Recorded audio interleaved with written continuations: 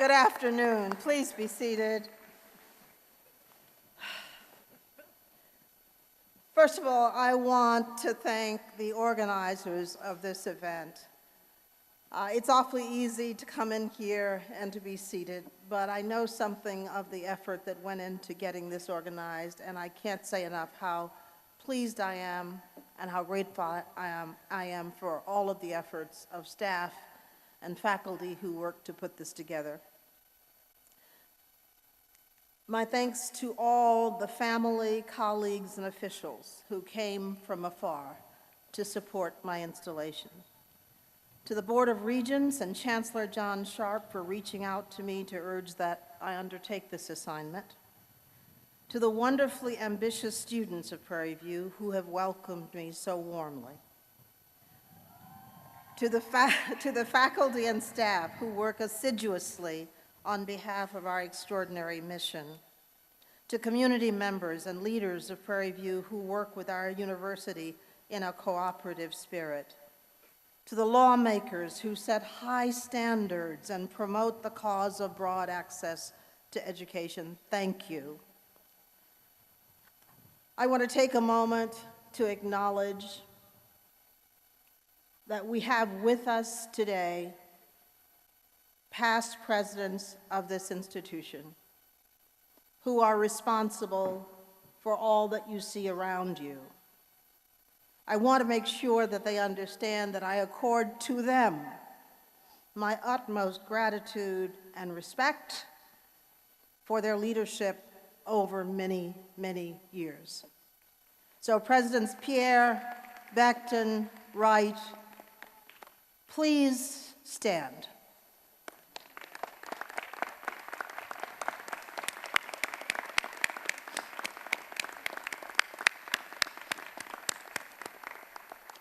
Thank you. To the alumni who supported and guided this institution over the decades, I offer a special thanks. Your role in keeping alive the vision of our founders and your dedication to the best for our students have been second to none, as you have repeatedly spurred needed change.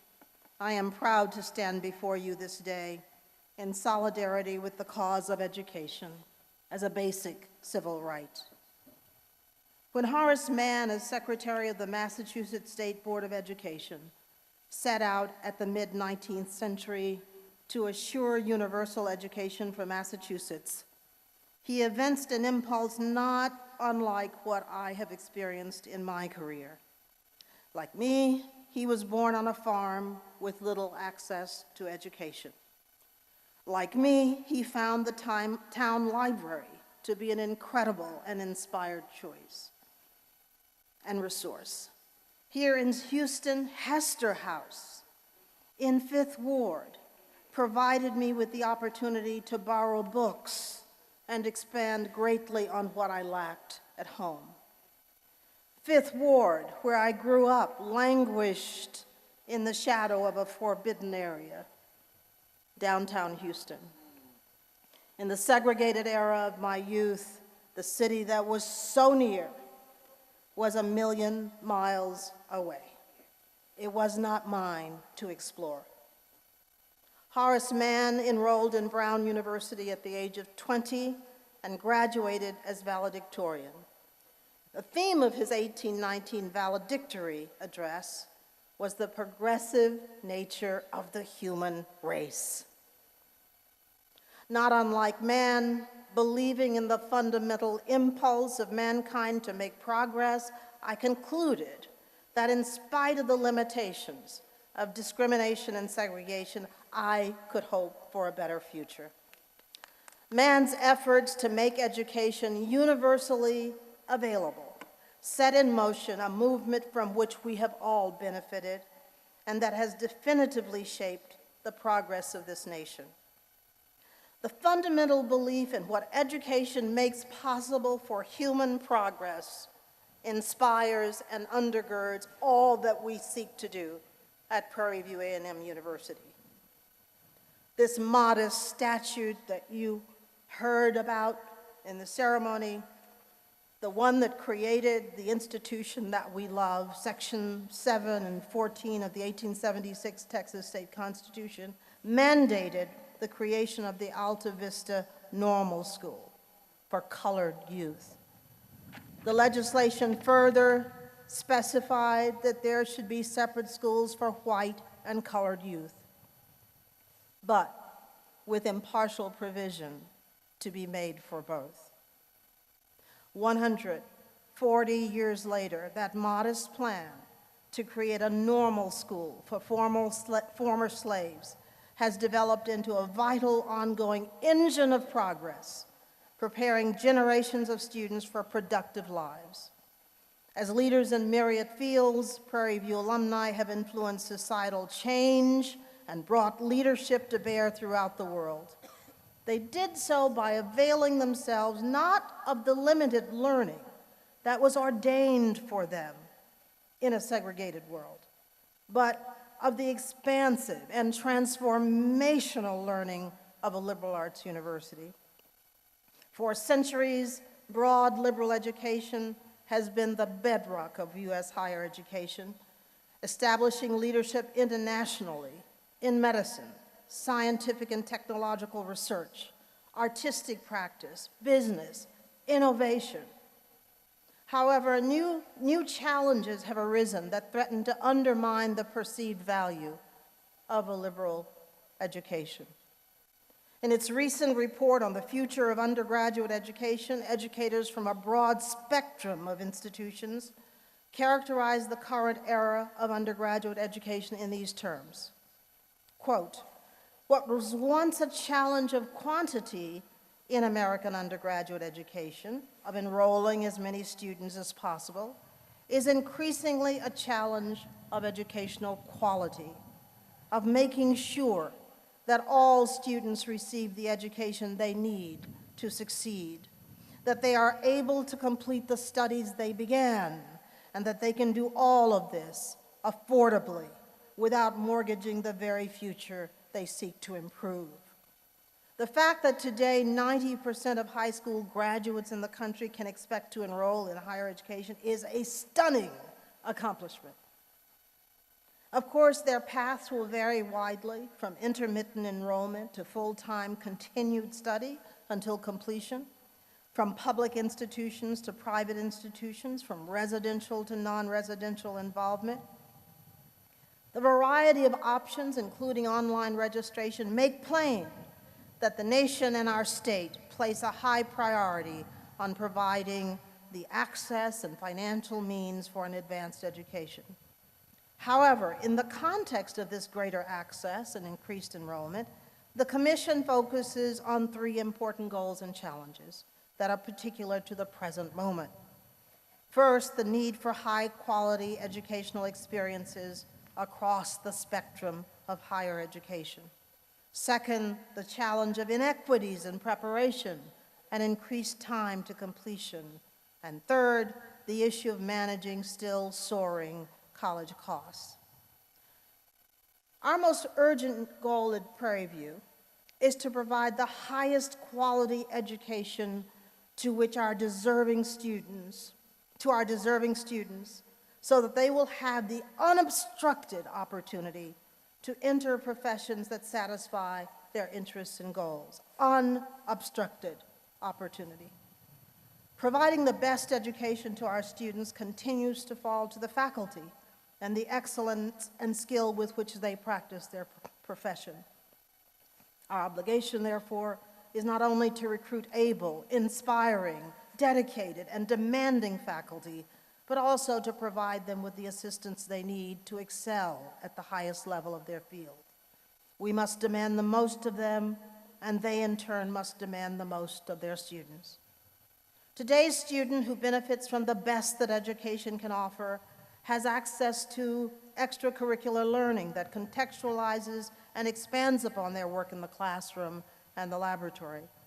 While the opportunities currently afforded our students are numerous, we must make more enriching experiences available to them, expanding work and internship opportunities, facilitating additional field study and study abroad experiences, funding undergraduate research, and improving resources for incubating new ideas. These are but a few of the measures we must embrace if our students are to have the best that education offers today.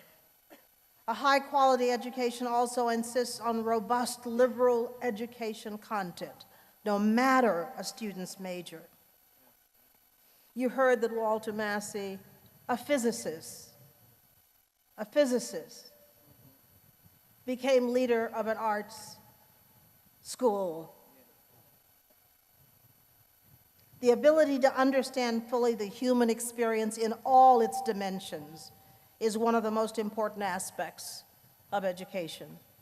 Further, learning to express one's ideas with elegance, clarity, and precision boosts greatly the self-confidence and leadership potential of individuals in all fields. We celebrate Martin Luther King Jr. today, and will celebrate him for centuries, not simply because he was intelligent, courageous, and wise, but because the righteous language of his struggle, as articulated in his writings and powerful oratory, lives in our hearts and minds.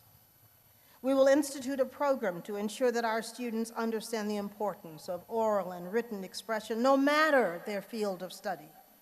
We will also refocus efforts on the humanities and social sciences, which help students understand where they stand in relation to the sweep of history and culture. Understanding one's place in the world is vital to the knowledge needed to embrace the future and one's role in it. I heard the panel discussion this morning, and it reminded me that the moment at Harvard when I grasped what I was doing and why I was doing it was when the great Mercer Cook came to Harvard as a visiting professor. And for the first time in my life, in graduate school, I heard about African and African American studies, and I got it. African American and ethnic studies in particular amplify the well-being and understanding of students at an African American serving institution. And in order to provide the best quality education, Prairie View should make haste to provide a curriculum that reflects the unique history of the students we serve. While the social sciences, arts, and humanities underpin all that we are and all that we do as humans, we must not relent in efforts to strengthen our programs in science, technology, business, agriculture, engineering, and nursing. These programs have for decades brought immense acclaim and prestige to our university and provided outstanding professionals to our state and nation.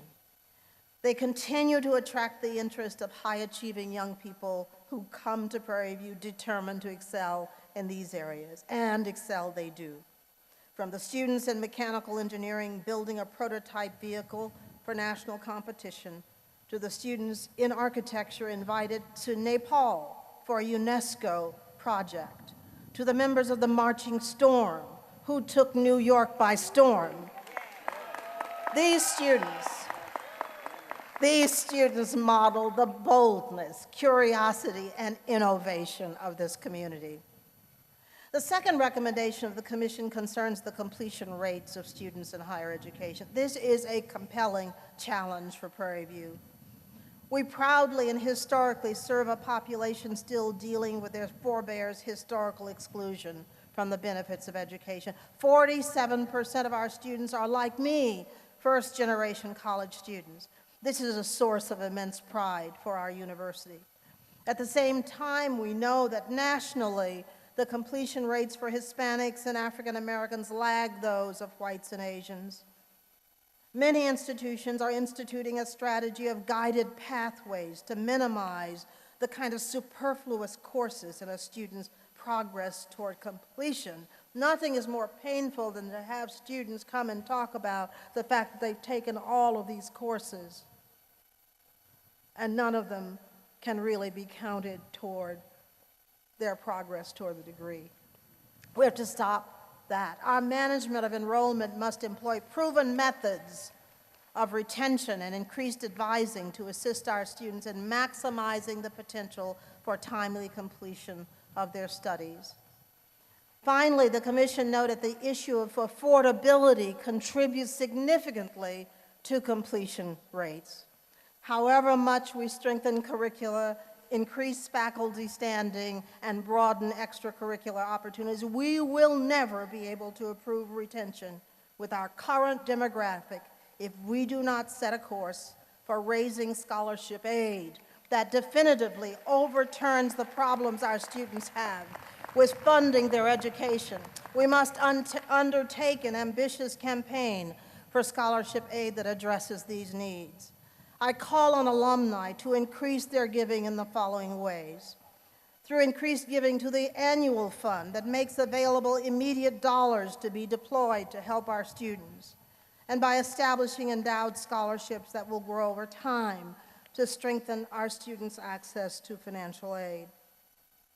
When Harvey struck, I was so grateful to friends from around the country who sent funds to help students recover from the storm. Our students who lost automobiles, who lost everything they owned. And here were people around the country reaching out to us to help our students. Through their gifts, our students were able to replace lost items, find replacement housing, fix flooded cars, and remain in school. Chris Tucker, who joins us today on the stage, reached out to me to ask how could he help. And I am so proud that he is sitting here with us today. We have friends everywhere, everywhere. And if strangers can help our students, how much more must we do? Much, much more. Chris, do you want to stand?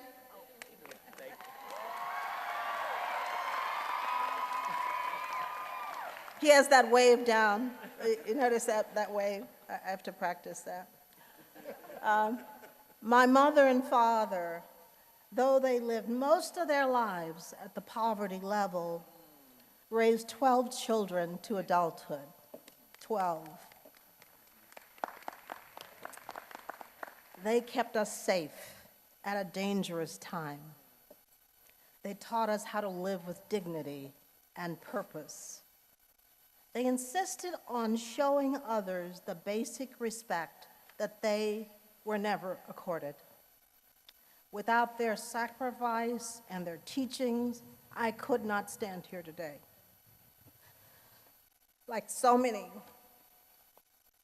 first-generation students, I came to understand that poverty is not a state of mind. It's simply a condition of one's purse.